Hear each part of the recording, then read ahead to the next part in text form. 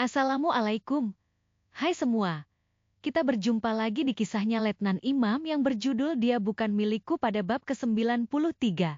Fitnah. Pantengin terus video ini sampai habis, lalu tinggalkan pesan di kolom komentar ya. Klik tombol lonceng agar kamu dapat pemberitahuan jika ada video baru dari kami. Terima kasih. Selamat menyimak. Aku menatap punggung seorang pria tengah tidur membelakangiku. Rambut cepak menunjukkan dia bukan orang sipil. Tidurnya sangat pulas sampai tak mengetahui kedatanganku. Hei, apa yang kamu lakukan? Teriak wanita yang tadi hendak meninggalkan kamar ini. Ngapain kamu masuk ke kamar saya? Bentak wanita itu lagi. Suara sopran dari wanita itu membangunkan teman sekamarnya yang kemudian langsung terduduk. Mayor Ferdi, panggilku lirih. Rasanya lidah ini keluh untuk sekedar mengucap namanya. Kenapa kamu bisa masuk ke sini? Bentak Mayor Ferdi. Berani sekali kamu ikut campur urusan saya. Lanjutnya. Tutup pintunya. Perintahku pada wanita tadi. Enak saja main perintah ini kamar saya yang berkuasa di sini, ucap wanita itu tak mau kalah. Kamu keluar, umpat Mayor Ferdi lagi. Beberapa orang datang menghampiri kamar Mayor Ferdi, sekedar mengintip untuk mengetahui suara-suara keras di antara penghuni kamar ini. Karena wanita itu tak beranjak dari ambang pintu, aku segera menutup pintu. Apa maumu? Suara Mayor Ferdi kini lebih pelan. Saya tidak sengaja menemukan motor yang terparkir di teras. Saya benar-benar tidak tahu komandan ada di sini. Saya pikir anak buah saya yang kabur dari latihan, ternyata dugaan saya salah. Saya mohon maaf, ucapku pelan. Sekarang kamu sudah tahu, kan kalau saya yang bawa motor itu. Sekarang pergi dari sini.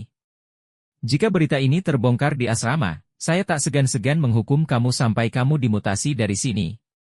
Ancam Mayor Ferdi. Siap, laksanakan. Jawabku. Sekarang pergi dari sini. Usir Mayor Ferdi. Aku terdiam membeku, ini perbuatan salah, melanggar hukum dan norma. Sangat tidak benar jika aku sengaja menutupi kesalahan atasanku, apapun itu.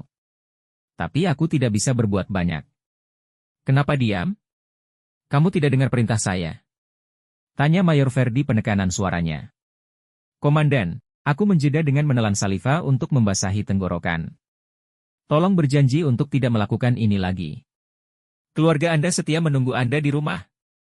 Ucapku masih dengan suara yang pelan. Tahu apa kamu? Sok tahu.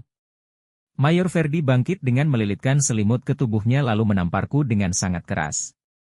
Aku tak membalas dan juga tak beranjak dari posisiku. Pundak Mayor Ferdi naik turun menahan emosi. Aku yang masih terdiam semakin membuat Mayor Ferdi semakin marah. Dia kembali menamparku dengan membabi buta. Dengan terpaksa aku menghindar lalu menahan gerakan tangan agar berhenti menamparku. Teman wanita Mayor Ferdi ikut memukulku, punggung dan lenganku menjadi sasarannya. Setelah kedua tangan Mayor Ferdi aku tangkap, aku mendorongnya ke atas kasur. Bayangkan jika istri Anda saat ini tengah tidur bersama pria lain. Apakah Anda sanggup untuk menerimanya?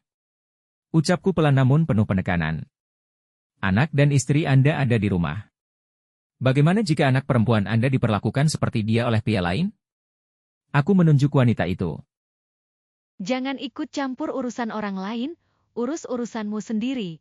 Hardik wanita itu, lalu mendekat pada Mayor Ferdi kemudian membantunya untuk duduk. Tapi Mayor Ferdi menepis tangan wanita itu dengan kasar. Mayor Ferdi duduk di atas kasur dengan mata yang mulai memerah. Komandan, saya hanya ingin Anda berjanji pada diri sendiri. Kita sama-sama bertugas di sini, jauh dari keluarga. Sama-sama memiliki keterikatan janji setia, jangan nodai kesetiaan Anda.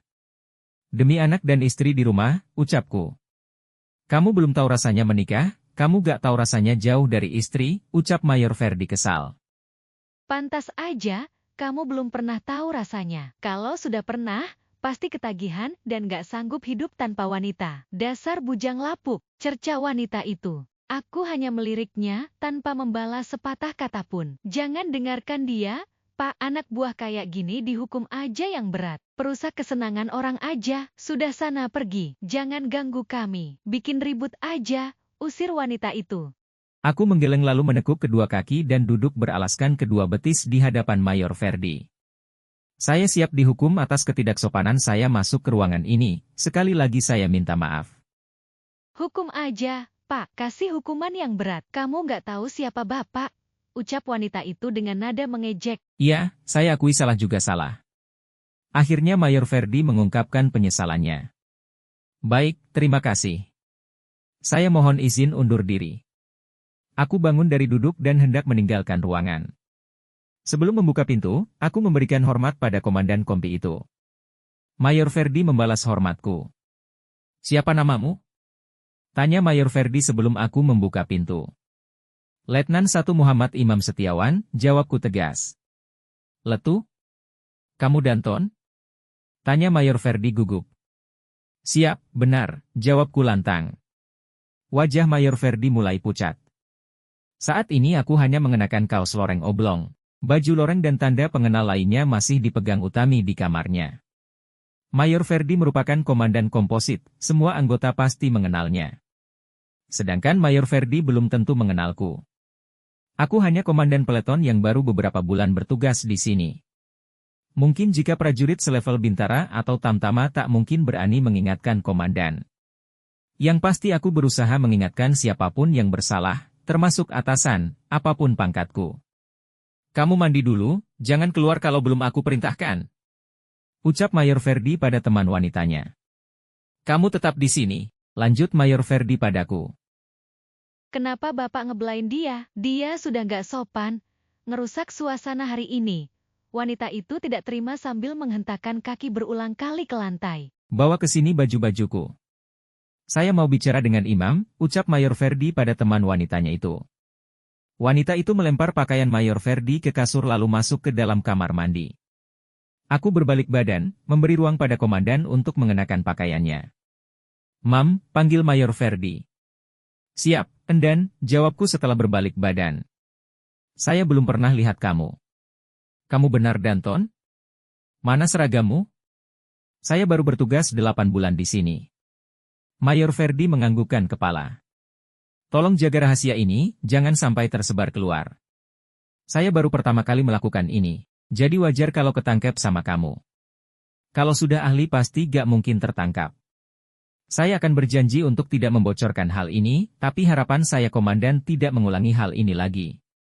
Iya, saya juga malu ketahuan kamu.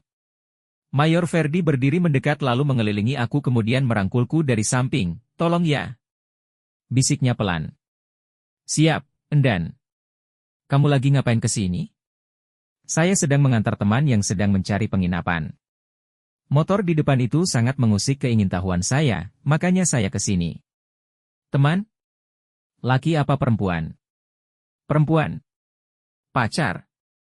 Iya. Mayor Ferdi tergelap mengejek, kamu berani menggerebek saya. Padahal kelakuanmu juga sama saja dengan saya. Aku meneguk Salifa perlahan. Saya tidak melakukan hal yang melanggar hukum. Pacar saya tinggal di Batam dan hanya semalam di sini. Sama aja, Mam. Mana ada maling yang mau ngaku? Jangan sok bersih kalau kamu aja berlumpur. Kamu pikir hebat bisa mergokin saya di sini. Kamu belum kenal saya ya? Apa kamu belum tahu apa yang bisa lakukan sama kamu? Bersambung. Ikuti kisah Letnan Imam selanjutnya dengan judul Dia Bukan Milikku. Karya Sitanya Fahmi. Tersedia di aplikasi KBM App.